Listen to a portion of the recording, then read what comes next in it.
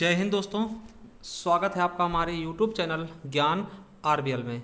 दोस्तों आपको बता दें कि हम अब रेगुलर लेकर के आ रहे हैं एक प्रैक्टिस सेट पूरे हिंदी के 40 क्वेश्चन, क्योंकि आपको पता है कि यूपीएसआई के पेपर एकदम नज़दीक आ चुके हैं, तो इसीलिए हम प्रयासरत हैं कि आपके 40 क्वेश्चन यूपीएसआई का प्रैक्टिस सेट आपके लिए लेकर के आया जाए। और उसी दिशा में आज हमारा तीसरा प्रैक्टिस सेट है। ठीक है, तीसरा प्रैक्टिस सेट है, इसके आप 40 क्वेश्चन दीजिएगा, तभी आपको लगेगा कि हाँ आपका लेवल क्या है। ठीक है, और आपको बता दें कि हमने दोस्तों साइबर क्राइम का एक वीडियो बनाया था, अगर उससे आपने देखा जाइए हमारे प्ले स्टोर पर, जिसका नाम है मिशन यूपीएसआई 2021 के नाम से हमने प्ले लिस्ट बनाई है, वहां जाकर के आप बिल्कुल अच्छे से सारी वीडियो देख सकते हैं। तो चलिए शुरू करते हैं। उसके पहले बता दें, अगर वीडियो अच्छी लगे तो शेयर कर दीजिएगा, चैनल सब्सक्राइब भी कर लीजिएगा, याचिकाएं पढ़ाई है वो भी पढ़ लीजिएगा। चलिए शुरू करते हैं वीडियो को।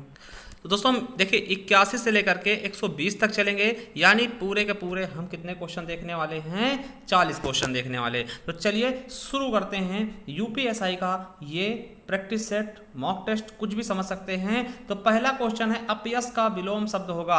अपयश का विलोम शब्द क्या होगा? यश होगा, विरल होगा, विरज होगा, या इनमें से कोई नहीं। तो क्या हो जाएगा दोस्तों? यश होगा, मगर यश दोस्तों इसमें गलत दिखा है, तो सीटी वाला सा होना चाहिए था। ठीक है, तो यश का क्या हो जाएगा? अपयश हो जाएगा। ठीक, यश का कीर्ति भी होता है, ये भी याद रखेगा। ठीक है, तो हमारा सही ऑप्शन ए हो जाएगा। चलिए अगला क्या है, 82 नंबर क्वेश्चन, तकिया किस भाषा का शब्द है? क्या तकिया किस भाषा का शब्द है? बताइएगा। अरबी भाषा है, तुर्की भाषा है, हिंदी भाषा है, या फिर फारसी भाषा है, ये आपको बताइएगा। तो ये किस भाषा का शब्द है? तो तुर्की भाषा का शब्द है। ठीक है, चलिए एक क्वेश्चन आपसे करेंगे कि भैया हिंदी जो है वो किस भाषा का शब्द है? हिंदी किस भाषा का शब्द है? हिंदी का ही है, अरबी का है, फारसी का है, या किसी और का है? हमें कमेंट बॉक्स में इसका आंसर चाहिए। ठीक है, कि हिंदी जो है वो किस भाषा का, खुद हिंदी का है या फिर किसी अन्य भाषा का, और किस अन्य भाषा का वो हमें बताइएगा। चलिए अगला क्वेश्चन देखते हैं कि किस वाक्य में क्रिया भविष्य काल में है? देखिए भविष्य काल क्या होता है? जो आने वाला हो। क्या दोस्तों? भविष्य काल क्या होता है? जो आने वाला हो। तो अगर आप देखते हैं कि मैं आपकी प्रतीक्षा करूंगा, मतलब करूंगा, अभी किया नहीं है, ना ही कर रहा हूं, आने वाले समय में। ठीक है, तो यही हमें देखने को मिल रहा है कि यहीं से हम पहचान सकते हैं कि मैं आपकी प्रतीक्षा करूंगा, यानी कि ये भविष्य काल का मैटर चल रहा है। ठीक है, चलिए अगला है, भूखे को भोजन दो। क्या? भूखे को भोजन दो, इसमें को कौन सा कारक है? एक चीज समझिएगा कि भूखे को भोजन दो, इसमें कौन सा कारक है? तो आपको एक चीज समझिएगा, यहां पर बच्चे कंफ्यूजन क्या करते हैं कि कर्म को, ठीक है, कर्म लगा देते हैं, मगर एक चीज समझिएगा, वो चीज जो चीज देने के बाद वापसी न ली जा सके उसको हम संप्रदान कारक के अंतर्गत रखते हैं। अब देखिए यहां पे को क्या हो जाएगा? संप्रदान हो जाएगा। क्यों? क्योंकि देखिए अगर आपने भूखे को भोजन दिया, अब उसके बाद उससे आप मांगोगे नहीं। जैसे बहुत बार पूछाता है कि राजा ने प्रजा को वस्त्र दान किया या फिर गरीब को भिक्षा दी, तो दोस्तों भिक्षा देने के बाद वापस नहीं ले सकते। जो चीजें होती हैं हम वापस नहीं ले पाते, वो हमारे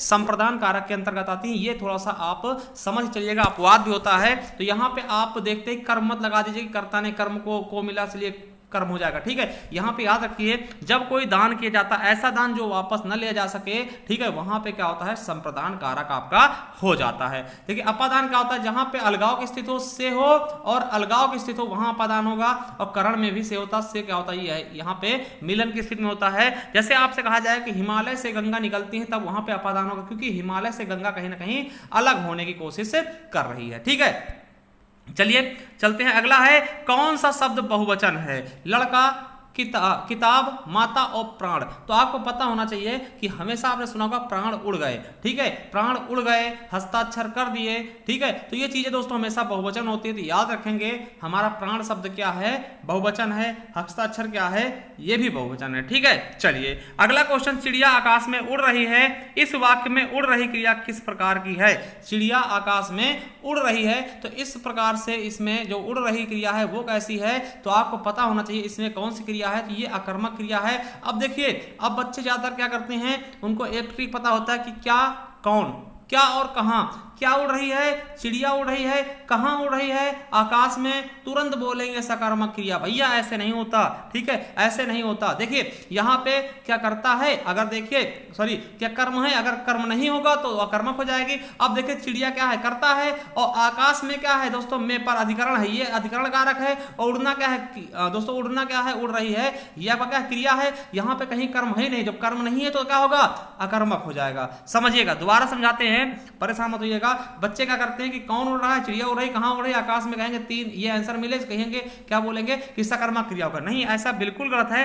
अब समझिए, इसमें आप निकालने की कोशिश करिए कि कहीं कर्म है। देखिए चिड़िया क्या है, करता हो गया, चलिए करता खत्म, ठीक है। अब देखिए उड़ रही है, क्या है, ये क्रिया है, ये भी खत्म हो गया। अब आकाश में देखिए में क्या है, इसके साथ में क्या लगा है दोस्तों, कारक चिन्ह लगा, यानी क्या है, ये अधिकरण कारक है ना। तो यहाँ पे कर्म है ही नहीं है, जब कर्म नहीं है तो वो क्रिया क्या होती है, अकर्मक होती है, बिना कर्म के हो जाती है। हमारा बिल्कुल सही ऑप्शन हो जाएगा सी नंबर, यानी कि अकर्मक क्रिया हो जाएगा। चलिए अगले क्वेश्चन तरफ बढ़ते हैं कि निम्नलिखित में से कौन सा रासो ग्रंथ आला खंड के नाम से जाना जाता है। दोस्तों बहुत ही इंपॉर्टेंट क्वेश्चन आ चुका है कि कौन सा रासो ग्रंथ आला खंड के नाम से जाना था दोस्तों। तो आपको बता दें कौन सा है, परमाल रासो, जिसके रचनाकार कौन है, जगनिक है। कौन है, जगनिक है दोस्तों, हमारा बी ऑप्शन बिल्कुल राइट होगा। और आपको बता दें इसी रासो खंड में आल्हा उदल की वीरताओं का वर्णन किया जाता है, जो कि बुंदेलखंड का एक वीर काव्य भी है। तो याद रखेंगे कि परमाल रासो को आला खंड के नाम जानते हैं, इसके रचयिता जगनिक हैं और इसमें आल्हा उदल का वर्णन है। दोस्तों अगर हम बात करते हैं पृथ्वीराज रासो की,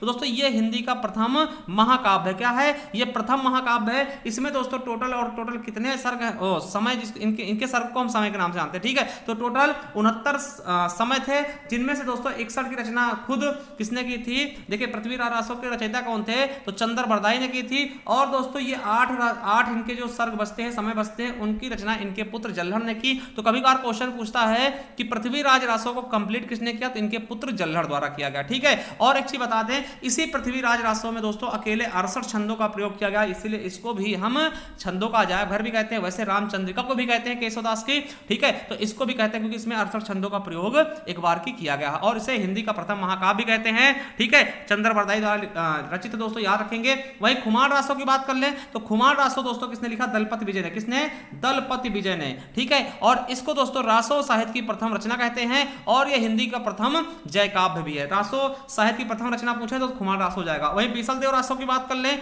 देखिए एक चीज समझते रहिएगा, इसमें दोस्तों पहली बार जो है 12 मासा वर्णन किया गया था। 12 मासा क्या होता है, जहां पे दोस्तों पति पत्नी 12 वर्ष अलग रहते, 12 महीने अलग रहते हैं और सभी ऋतुओं का वर्णन किया था, उसे 12 मासा कहते हैं। और इसके रचनाकार कौन है दोस्तों, तो नरपत नाल है। क्या, नरपत नाल है दोस्तों, बीसल देव के नरपत नाल है प्रथम 12 मासा वर्णन। एक बार दोबारा बता देते आपको।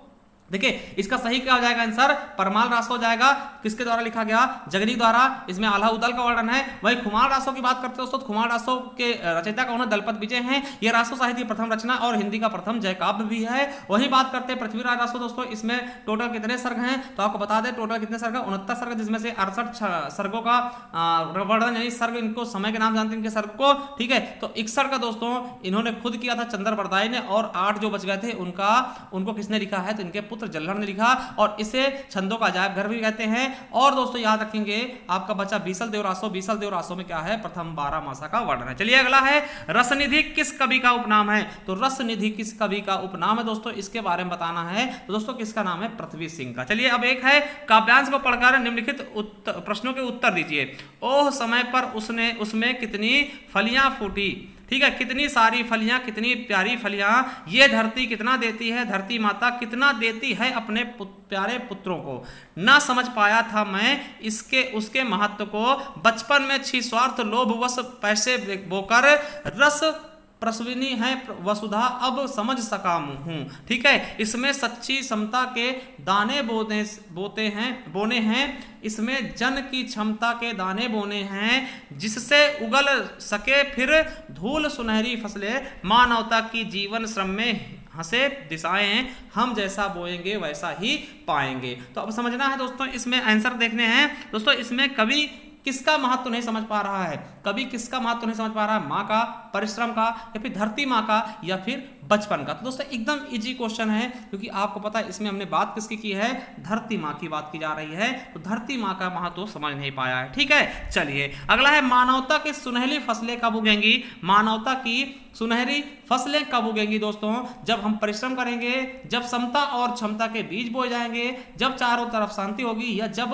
धूल सोना उगलेगी। तो दोस्तों इसका बिल्कुल सही ऑप्शन क्या हो जाएगा, जब समता और क्षमता के बीज बोए जाएंगे। दोस्तों इसमें आपको हमने बताया भी है, देखिए ये समता और क्षमता के बीज बोए जा रहे हैं दोस्तों, तभी क्या होगी, इसका सही आंसर हो जाएगा, तभी सुनहरी फसलें निकलेंगी। अगला है, कवि ने बचपन में किस भाव से पैसे बोए थे दोस्तों। तो आपको पता है बचपन में क्या होता है दोस्तों, निस्वार्थ भाव होता है ना। मतलब कि एक चीज समझिएगा, बचपन में देखिए इसके अनुसार क्या होगा, कवि ने बचपन में किसके लिए पैसे बोए थे दोस्तों। तो यहाँ पे मैं आपको दिखाना चाहता हूँ, देखिए स्वार्थ और लोभवश, है ना, स्वार्थ और लोभवश पैसे बोए थे। तो याद रखेंगे इसका सही आंसर क्या हो जाएगा, कवि ने किसके वैसे पैसे बोए थे। आपको पता बचपन में लोग पैसे बो दिया करते थे कि इसके पेड़ उगेंगे और बहुत ज्यादा पैसे उगेंगे, यानी कि स्वार्थ और लोभ, लालच में दोस्तों। ठीक है, चलिए तो ये हमने देख लिया पैराग्राफ से।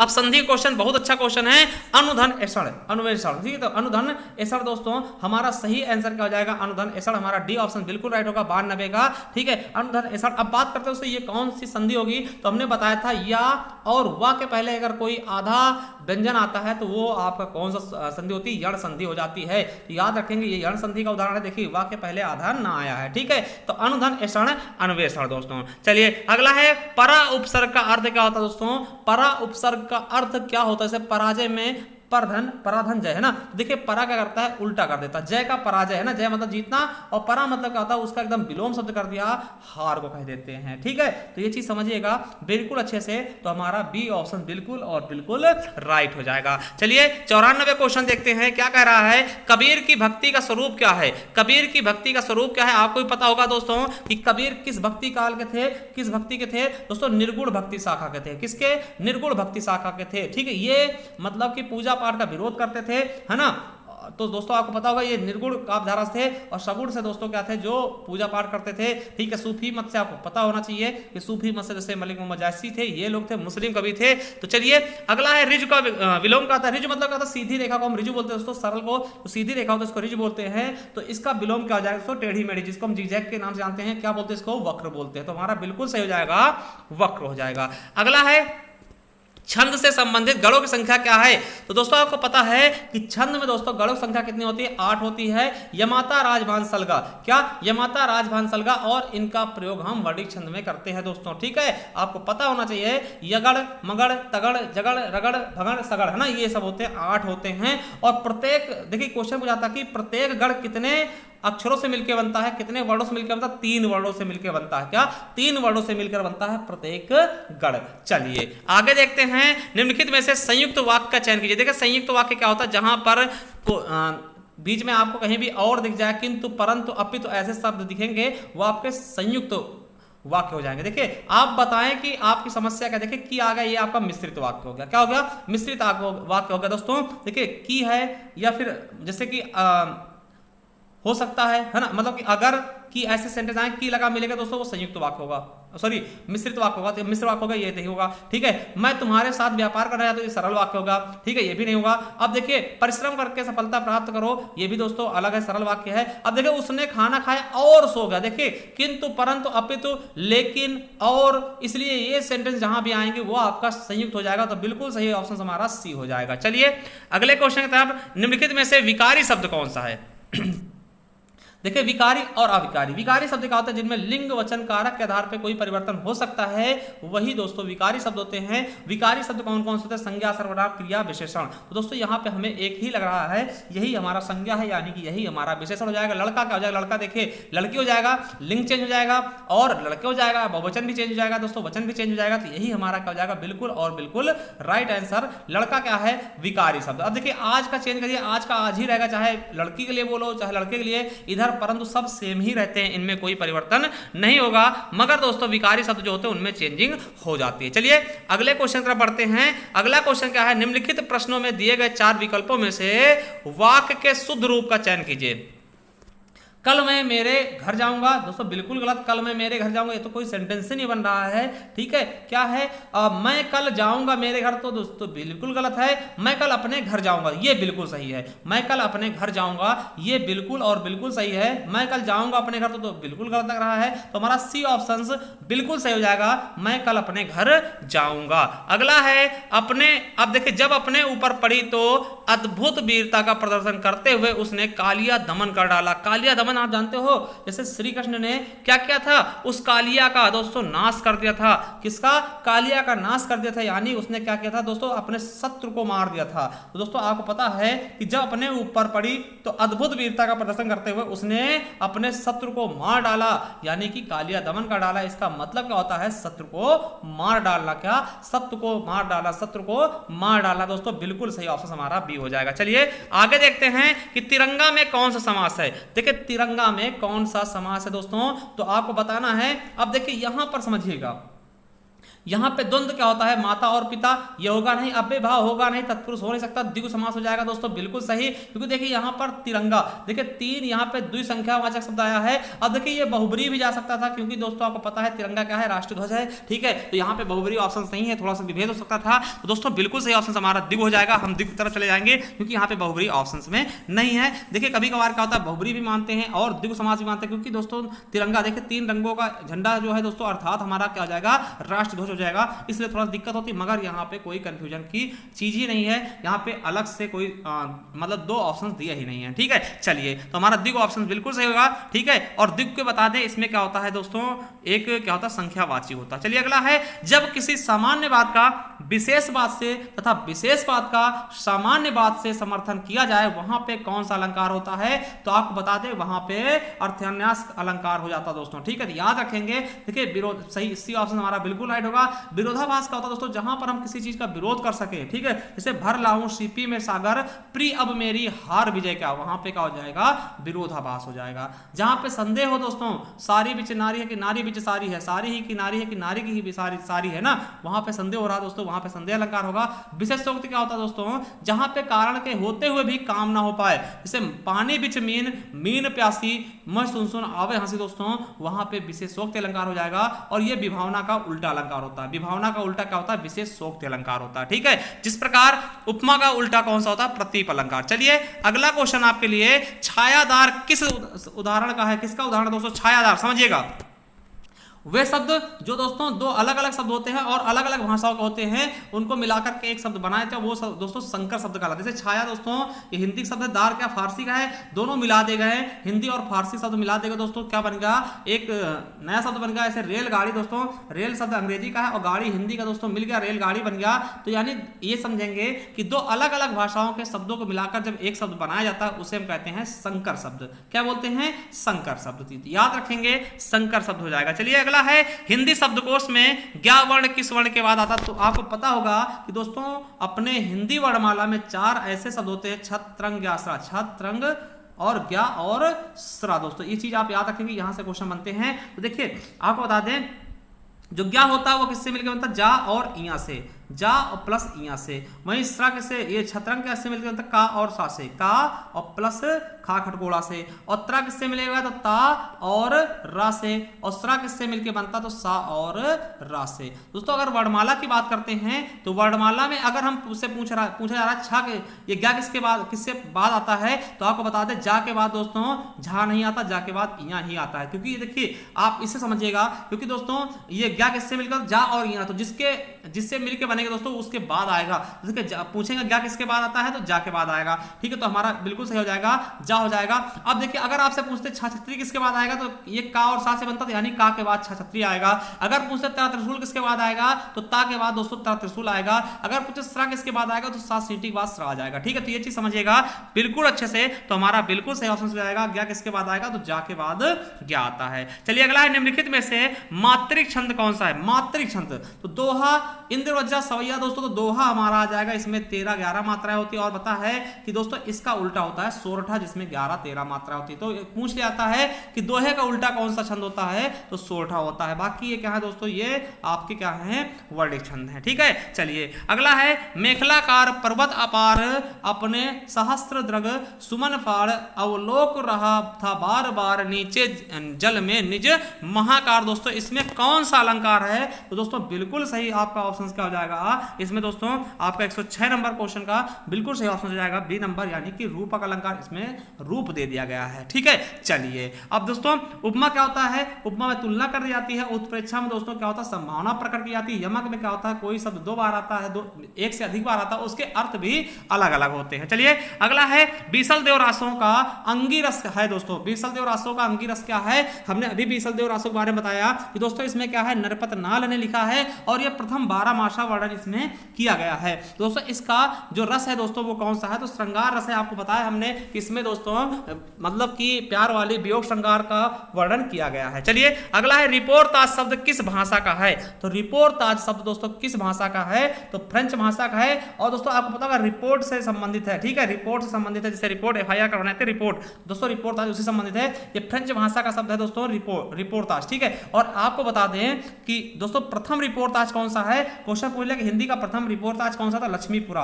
कौन सा है, लक्ष्मीपुरा, शिवदान सिंह चौहान द्वारा लिखा गया। किसके द्वारा, शिवदान सिंह चौहान द्वारा 1938 में ये लिखा गया। कब, 1938 में ये लिखा गया। चलिए अगला है, अहेतुकी का शुद्ध रूप क्या होगा, तो अहेतुकी दोस्तों किस तरह से लिखा जाएगा इसके बारे में बताना है, तो दोस्तों बिल्कुल सही हो जाएगा हमारा बी नंबर, अहेतुकी हो जाएगा। चलिए अगला है, नौका का पर्यायवाची शब्द चुनिए। देखिए निम्न का किसका है, तो नदी का है। अर्कजा किसका है, तो यमुना जी का है दोस्तों। और त्रिदश का कोई मतलब नहीं, तो पोत हो जाता है दोस्तों, नाव या नौका। क्या, नौका, तरणी दोस्तों आपको पता होगा, तो पोत हो जाएगा दोस्तों। बिल्कुल सही ऑप्शन हमारा बी ऑप्शन बिल्कुल और बिल्कुल राइट हो जाएगा। ठीक है, चलिए अगले क्वेश्चन की तरफ बढ़ते हैं कि अष्टछाप के सर्वश्रेष्ठ भक्त कवि के रूप में किसका नाम लिया जाता है, तो अष्टछाप का सर्वश्रेष्ठ भक्त कवि कौन सा है, इसके बारे में आपको बिल्कुल अच्छे से बताना है। तो आपको पता होना चाहिए, सूरदास को दोस्तों अष्टछाप का जहाज भी कहते हैं।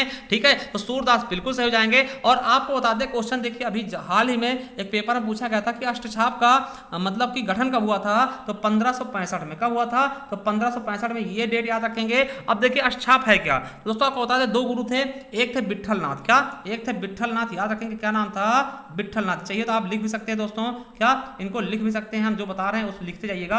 विट्ठलनाथ के 4 शिष्य थे और वल्लभाचार्य के 4 शिष्य थे, दोनों को मिला करके 4 4 8 शिष्य हो गए और इन्हीं को हमने बना दिया गया है क्या, अष्टछाप। ठीक है, तो कौन कौन से विट्ठलनाथ कौन कौन से थे, तो याद रखिएगा, गोविंद स्वामी, छीत स्वामी, चतुर्भुज दास और नंददास। क्या, विट्ठलनाथ के 4 शिष्य कौन से, गोविंद स्वामी, छीत स्वामी, चतुर्भुज दास और नंददास दोस्तों। ठीक है, और वहीं दोस्तों वल्लभाचार्य के कौन कौन से थे, तो कुंभन दास, सूरदास और दोस्तों कृष्णदास और परमानंद दास। दोस्तों ये चारों जो शिष्य थे ये आपके किसके थे, ये दोस्तों वल्लभाचार्य के थे। और 4 विट्ठलनाथ के, गोविंद स्वामी, छीत स्वामी, चतुर्भुजा और नंददास, इनको चारों को मिला के टोटल 8 हो गए और इन्हें ही अष्टछाप कहा जाने लगा। चलिए अगला है, सगुण भक्ति के विरोधी थे। सगुण भक्ति के कौन विरोधी माने जाते दोस्तों, तो आपको पता होना चाहिए, कबीरदास ये विरोधी थे दोस्तों भक्ति काल के, ये मूर्ति पूजा का विरोध करते थे। ठीक है, तो वही आपको बताए भी होंगे दोस्तों, बहुत सारी चीजें इन्होंने पढ़ा और ये निर्गुण काव्य धारक थे। ठीक है, चलिए अगला है, वह सदा धन अर्जित करने के लिए जोड़ तोड़ करता रहता है। रेखांकित मुहावरे का सही अर्थ क्या होगा, जोड़ तोड़ का मतलब क्या होता है ये आपको बताना है, यानी गलती सही उपाय करना, गलत सही उपाय करना, या हिसाब लगाना, या ध्यान मग्न होना, या फिर उपाय सोचना। तो जोड़ तोड़ करना दोस्तों आपको पता होगा कि गलत सही उपाय कर लेना, मतलब किसी भी तरीके से दोस्तों वो जुटाया करता है। ठीक, गलती गलत सही उपाय करके वो उस काम को करना, सिद्ध करना चाहता है। अगला है, पुरुष और स्त्री का जोड़ा कहलाता है। आपको पता होना चाहिए कि पुरुष और स्त्री के जोड़े को हम क्या बोलते हैं दोस्तों, क्या बोलते हैं, तो युगल बोलते हैं। ठीक है, युगल बोलते हैं, शादीशुदा दंपत्ति बोलते हैं दोस्तों। पुरुष और स्त्री के जोड़े को क्या कहा जाता है, युगल कहते हैं। चलिए अगला देखते हैं, वैदेही वनवास किसकी रचना है दोस्तों, याद रख लीजिएगा, वैदेही वनवास किसकी, अयोध्या सिंह हरिऔध उपाध्याय। देखिए वनवास किसको हुआ था, कहां से हुआ था, तो अयोध्या से हुआ था, इस तरह याद रख लेंगे। और दोस्तों अयोध्या सिंह उपाध्याय की एक रचना है प्री प्रवास है, बहुत इंपॉर्टेंट है, इसे खड़ी बोली का प्रथम महाकाव्य कहते हैं। क्या, प्री प्रवास को खड़ी बोली का प्रथम महाकाव्य कहा जाता है, इसलिए पूछा भी जाता है कई बार, तो याद रखेंगे अयोध्या सिंह उपाध्याय हरिऔध की एक रचना है प्री प्रवास, जिसे खड़ी बोली का प्रथम महाकाव्य भी कहते हैं। अगला है, हा राम प्यारे जीवित रहो रहूं किसके सहारे। देखिए यहाँ पे रोने होने की बात की जा रही है, इसलिए यहाँ पर दोस्तों हाय राम के द्वारा कह रहे हैं हम किसके सहारे जीवित रहेंगे, यानी कोई मर चुका है दोस्तों, तो यहाँ पर करुण रस हो जाएगा। क्या हो जाएगा? करुण रस की पंक्तियां हैं ये, ठीक है। चलिए आगे देखते हैं दोस्तों, अगला क्वेश्चन क्या है, निम्नलिखित प्रश्नों में से विधिवाचक वाक्य का चयन कीजिए। दोस्तों कौन सा विधिवाचक वाक्य है मेरे दोस्तों? तो देखिए मोहन खाना खाकर सो गए, देखिए यही हमारा क्या है?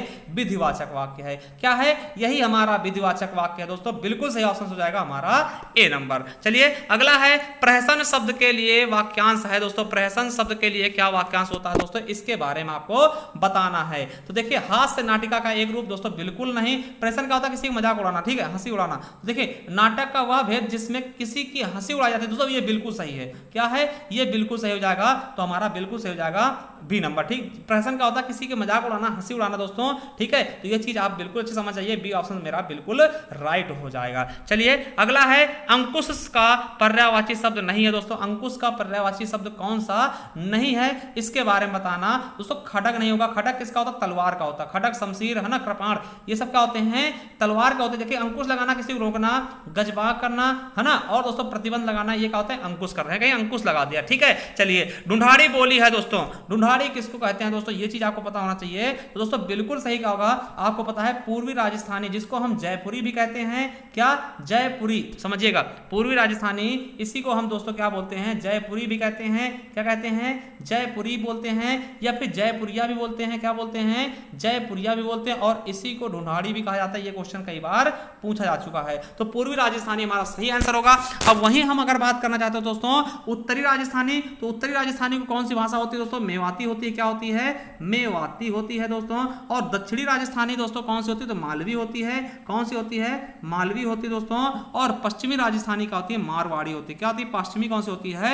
मारवाड़ी होती है। तो चलिए दोस्तों ये आज के पूरे क्वेश्चन हमने करवा दिए हैं। आपको कैसी लगी, और वीडियो में आपने कितने क्वेश्चन सही किए दोस्तों? 40 में से कितने क्वेश्चन सही किए आप बताइएगा। और दोस्तों हम बताते हैं आपको कि हमारी ई बुक भी जारी हो चुकी हैं, सामान्य हिंदी और हिंदी साहित्य के इतिहास की, और दोस्तों हिंदी भाषा और पत्र लेखन की। अगर आप परचेस करना चाहते हैं, नीचे उसका लिंक दिया है, लिंक पे जाके आप पेमेंट करके दोस्तों उसे डाउनलोड कर सकते हैं दोस्तों, पीडीएफ के रूप में आपके सामने आ जाएगी। चलिए दोस्तों मिलते हैं नेक्स्ट वीडियो में। वीडियो कैसी लगे हमें बताइएगा, और आपका स्कोर क्या हुआ है ये भी हमें अवश्य बताइएगा। और एक क्वेश्चन हमने किया था कि दोस्तों हिंदी को क्या कहते हैं? हिंदी किस भाषा का शब्द है? हिंदी किस भाषा का शब्द है? अगर आपको पता है कमेंट बॉक्स में कमेंट कर दीजिएगा। थैंक यू, धन्यवाद, मिलते हैं नेक्स्ट वीडियो में।